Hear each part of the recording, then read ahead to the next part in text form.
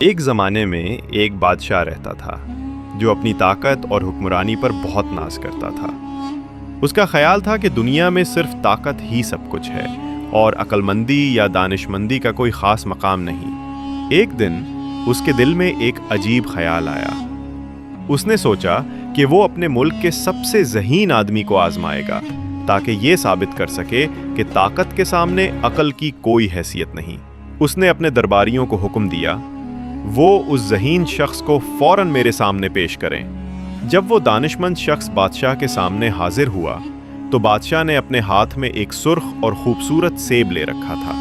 بادشاہ نے دانش مند سے پوچھا، تم جو اتنے عقل مند کہلاتے ہو، بتاؤ تو صحیح کہ یہ سیب کھانے کے قابل ہے یا پھر زہر سے بھرا ہوا ہے؟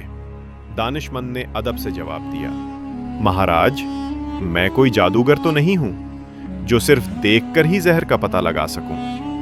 میرا علم تو صرف کتابوں تک محدود ہے۔ بادشاہ دانش مند کے نرم جواب سے چڑ گیا۔ اس نے کہا، تمہاری عقل کی آزمائش اب ہوگی، تمہیں یہ سیب کھانا ہوگا۔ اگر تم مر گئے تو ثابت ہو جائے گا کہ سیب زہریلا تھا اور تمہاری عقل تمہیں بچا نہ سکی، اور اگر تم بچ گئے تو ثابت ہوگا کہ سیب اچھا تھا اور تمہاری خوش قسمتی رہی۔ بادشاہ کا مقصد دانش مند کو ڈرانا اور اس کی عقل کو بے وقوف ثابت کرنا تھا۔ دانش مند بادشاہ کی بات سن کر مسکرایا۔ اس کے پاس موقع تھا کہ وہ ڈر جاتا یا ضد کرتا، لیکن اس نے اپنی عقل سے کام لیا۔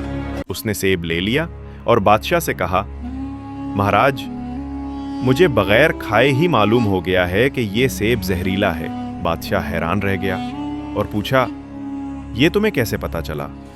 تم نے تو اسے چکھا تک نہیں۔ دانش مند نے عقل مندی سے جواب دیا، بادشاہ سلامت، آپ خود ہی سوچیں، ایک اچھا بادشاہ اپنے ملک کے دانش مند کو کبھی مارنے کی کوشش نہیں کرتا بلکہ اس کی قدر کرتا ہے۔